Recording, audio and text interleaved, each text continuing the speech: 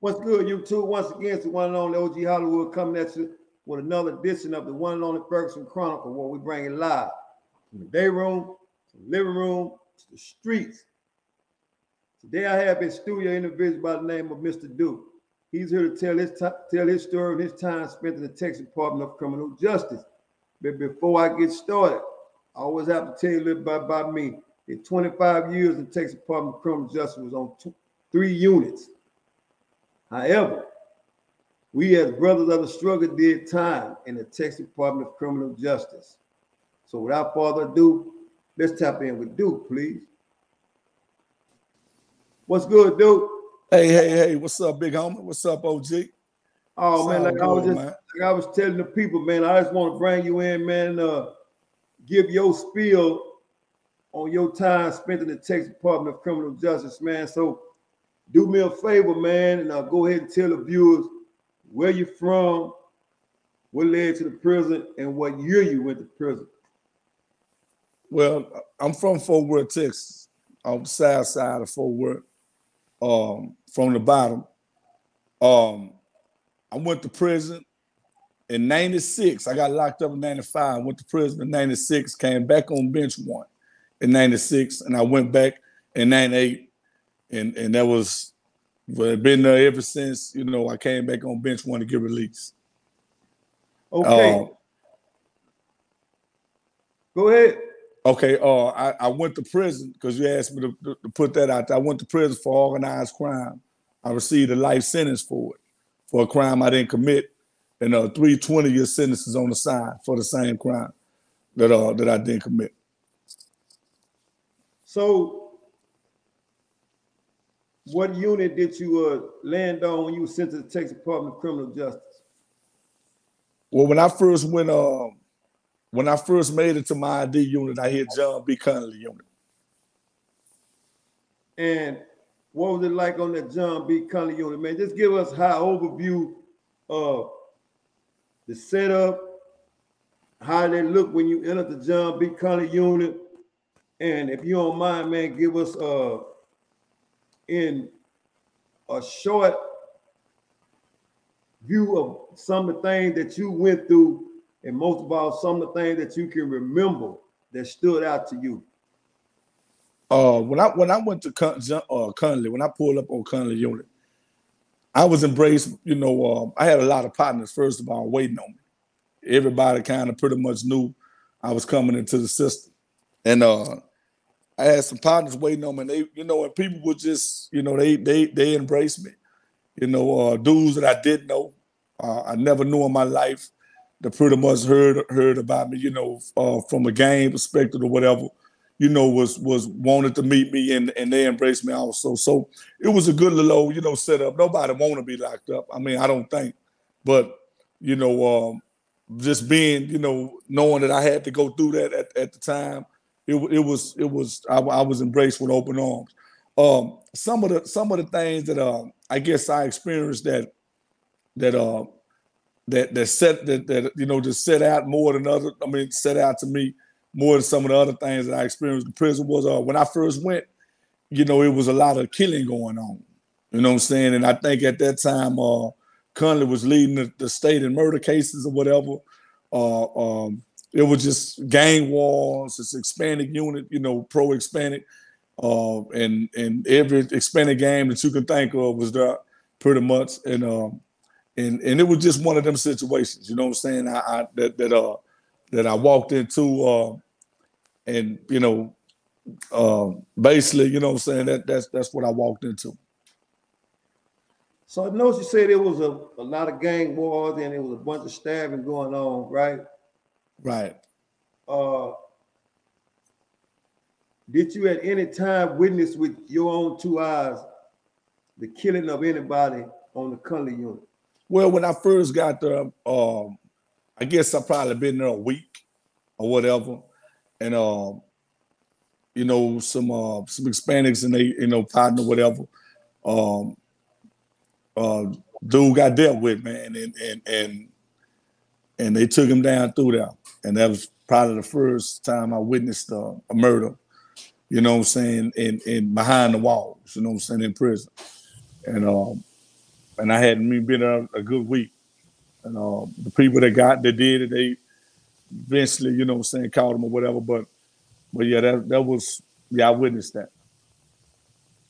From then on, man, from a mental standpoint, man, how did Duke carry himself in the Texas Department of Criminal Justice, man? Were there days that you thought that you wasn't gonna ever make it back out of there?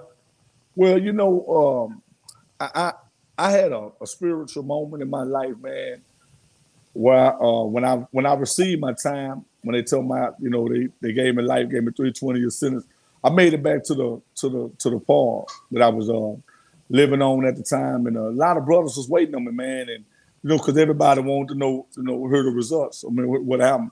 So when I went through the door, I told everybody what happened. They gave me life, 320-year sentence. A lot of brothers they took it hard, you know what I'm saying? Basically took it harder than me, because I'm trying to hold up, being a man of God, just, you know, finding the Lord in my life.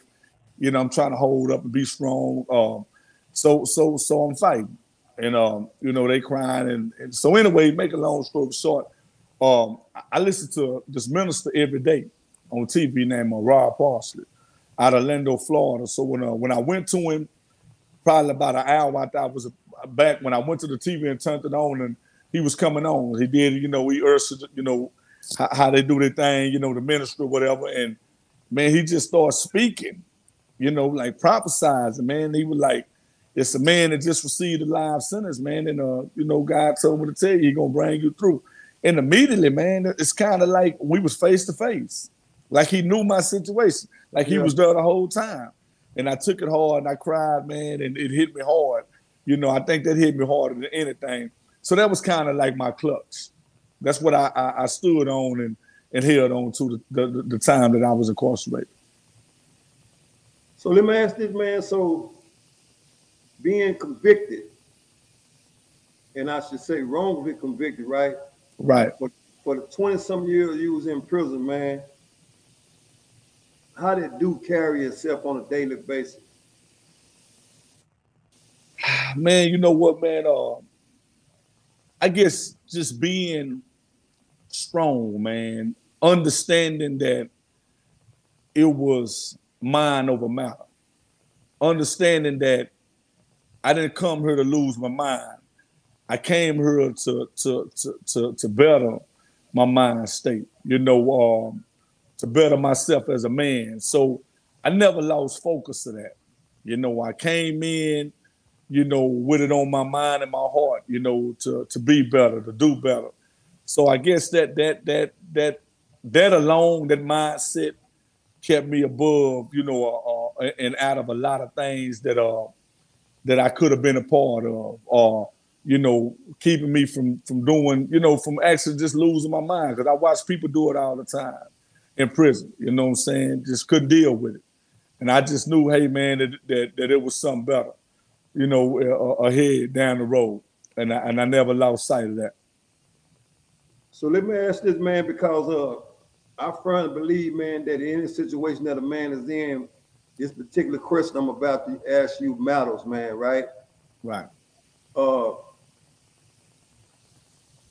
How much during your time at Texas Department of Criminal Justice, man, how much do you think that character matter?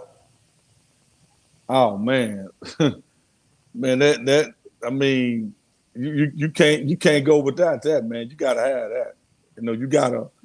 I mean, your word is everything, man. In prison, you know, if you say it, you gotta own it, man. You know, you gotta own it, or you gotta live up to it. You know, the expectation is high.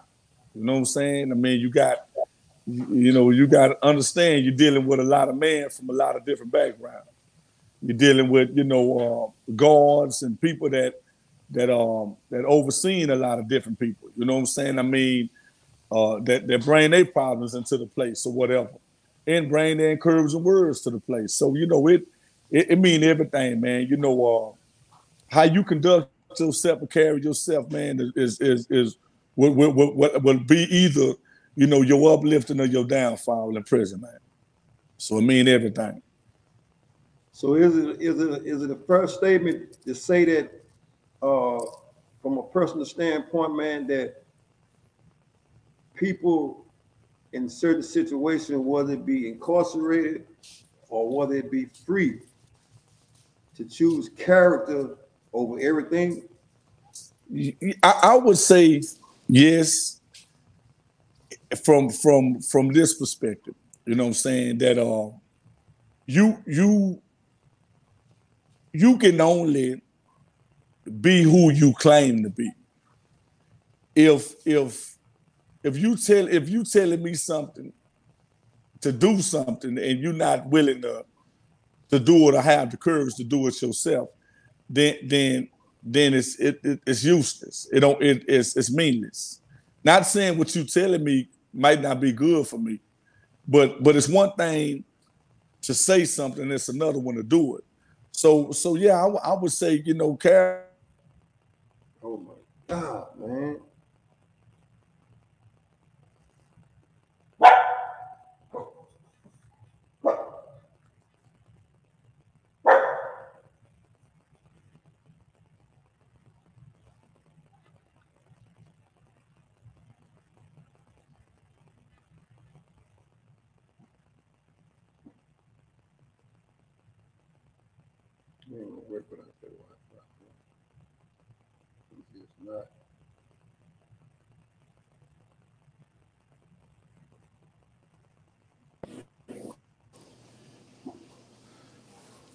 Yeah, I would say the character is basically everything, man. It's very important, man. So yeah, I totally agree. I take it over everything. I really believe and truly believe it's very important. So let me ask this, man. So during your time in the Texas Department of Criminal Justice, right? Right. What was I want to say, the worst thing that you saw in your 27 years? Oh, man. I got a few of them, man. You know what I'm saying? It's kind of like I got two that I can't put above the other. And because both of them is kind of, it's more like, it amazes me, man, to one would have to be a close dude that was he was real close to me. And you know how the homosexuality thing, goes in prison because you didn't been there. And he just, he got caught, man, on on the wrong end, man. And it hurt me because you couldn't have never made me believe that in 1,000 years, that it would turn out like that. And that was a very crushing moment for me. It was very, very crushing. And then right then and there, I didn't put it past nobody, man. So yeah. So that would be one, and the next one, I done been in an altercation, man, when I had a partner that I felt like that was really, that was really there for me, man, and would that he'll die by my side, man. Because I felt the same way about him when he left me out there. That was another one. So, them two that I'll never forget. That out of all the things I done seen and witnessed and probably been a part of, them two that I'll never forget, man. So it'll be them two there. So let me ask this, man. So let's talk about male COs, female COs. How did you get along with the female CO? Well, for the most part, man,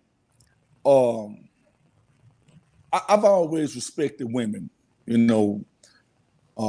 as a child. Growing up,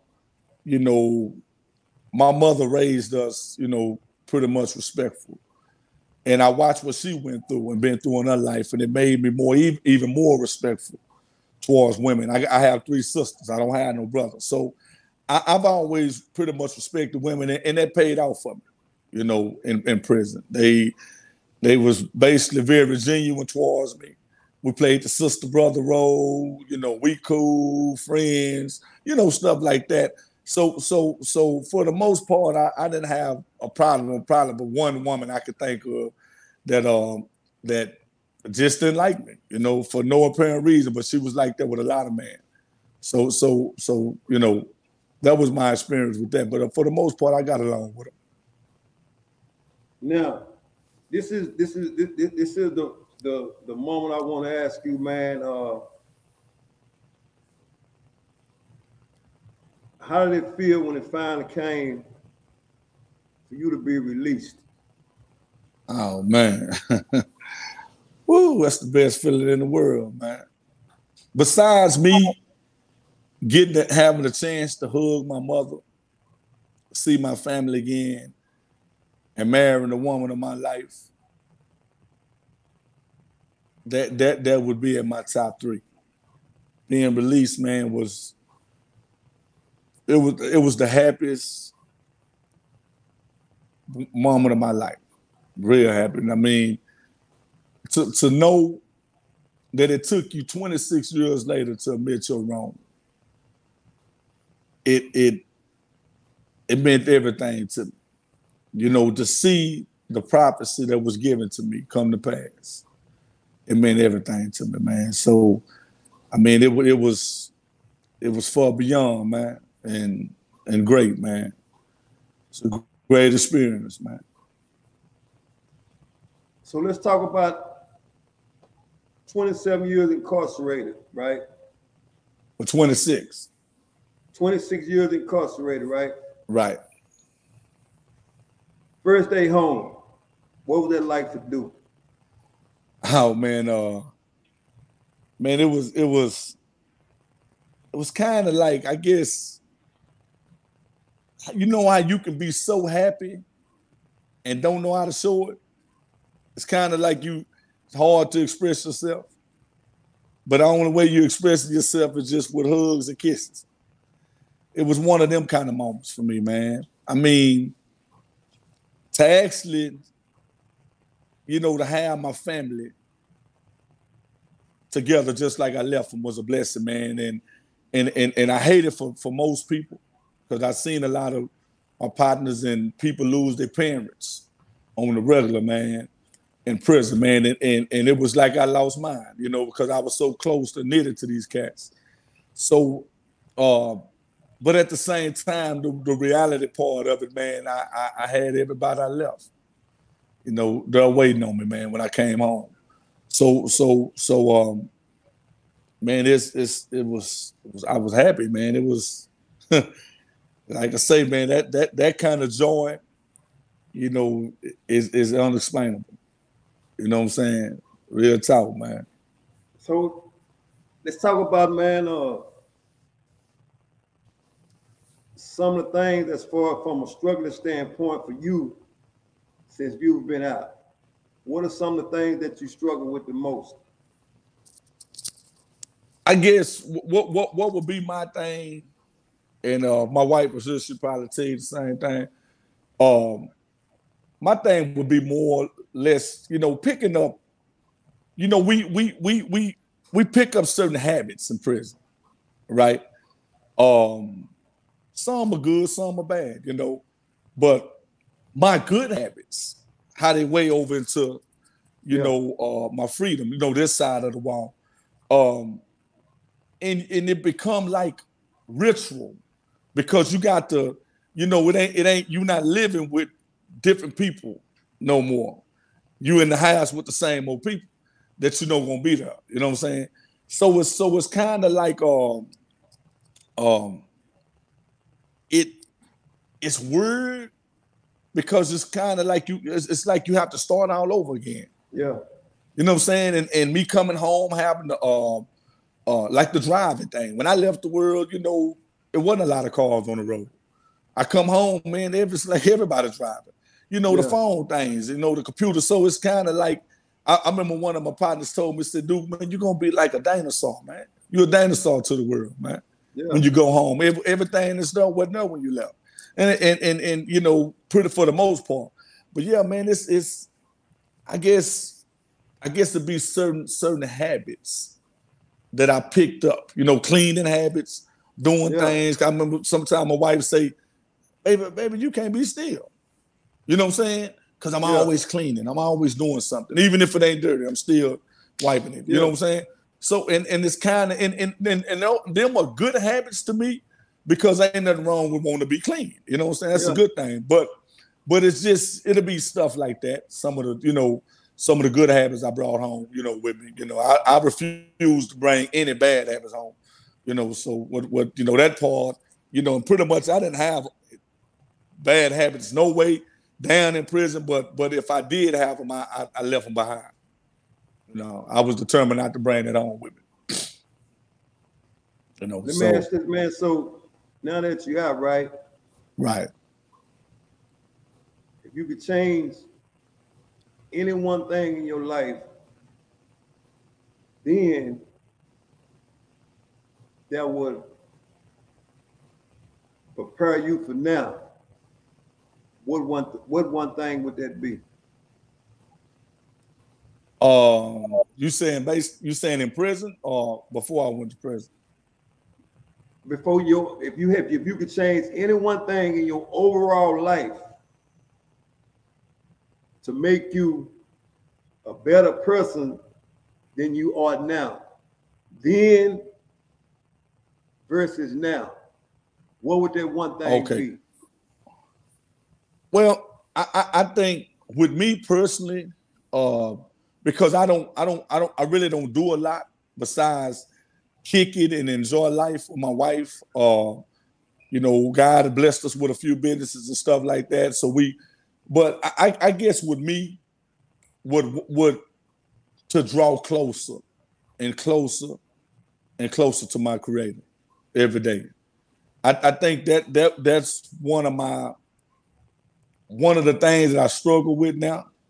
Not that I'm out of His will, nothing like that, because I believe I'm totally in His will.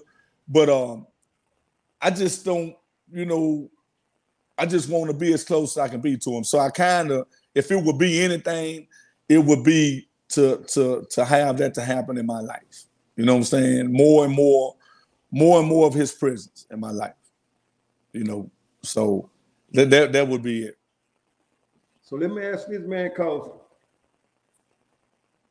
before you was incarcerated 26 years ago, right? Right. People knew Duke of the Old, right? Right. And at this time, and on this day, right? Right. What would you tell people that knew Duke of the Old about Duke of the New? Well, the main thing I would tell them is I'm not a blind man no more. I can see. I tell them that man, he don't exist no more. I buried him. I tell people that, you know, I want what's best for everybody. Then I didn't feel like that. You know, I would tell people, man, that this Duke is about love. You know, the old Duke, hey, you know, don't pay him no mind. You know, I don't want to wake that man up no more. You know, that man, you know, cost me a lot in my life. And so basically, you know, I mean, I would just want people to be encouraged to know that, you know, my heart is right, my mind is right. If I can help, I will. You know what I'm saying? I'm always willing to encourage, to lead people in the right direction. Always, you know, I'm motivated to not to wish nothing well or hoping, you know, with all my heart that no man face what I faced in life. You know, nobody deserved that, you know, to go through anything like that. And, you know, and I, you know, I'm just home to raise my kids, man, to be a good husband and a good friend and a good brother, man, you know, to all my family and friends, man. And so that you know, it's just the new me, man. And I'm a totally different person now. Totally different. Once again, real life story, real life people with nothing is ever scripted. I repeat that, nothing is ever scripted. So let me ask this dude, man, from a motivational standpoint, man, from you to whoever is watching this video, right? Right. And these are the people that you are speaking to, although it's just me and you on the camera now. But people will see this video of you and your motivation and your story that's been told by you, right? Right. For motivational purposes, right? What would you tell any individual, whether it be man, woman, or child, from a motivational standpoint, what would you tell that person? Well, the main thing that I would say to the man first, you a king, man. I didn't know that about me. I didn't know that I was a king. And we all kings. And when you know you're a king, you'll conduct yourself like one. You know, quit compromising your faith. Quit compromising your blessings, your gifts. You know, when use them for what they were. To the women, I tell the women, hey, y'all queens, man. You know, don't settle for less. You deserve it all. You know what I'm saying? I mean, you the best gift that God gave, man. You know, when it conducts yourself like that. You know, knowing that we need y'all. You know what I'm saying? To motivate us, to encourage us, to lift us up, you know, to just be right there by our side through it all. The kids, I would tell them, hey, you know, accompany yourself around the right people. You know, you still ahead of the game. You know, you ain't got to the hard part yet. And you know, being that you got the opportunity is still there. You know, you still got a lot of room to grow. And whatever it is that you desire, you know, just like LeBron James or Michael Jordan they can do it too. You know, they just examples. And they just showed mind and our heart to it. We can be successful in life. We can accomplish a lot of things, you know, and so that would be my thing, man, is to be more encouraging and telling people to accompany themselves around positive people, man. Stay away from the negativity. You know what I'm saying? I mean, it ain't worth it. At the end of the day, you can't benefit from it. You know what I'm saying? It's a trap. You know, a hole that's ready to suck you in at any time. So that would be my thing, man. You know, to everybody and all the viewers.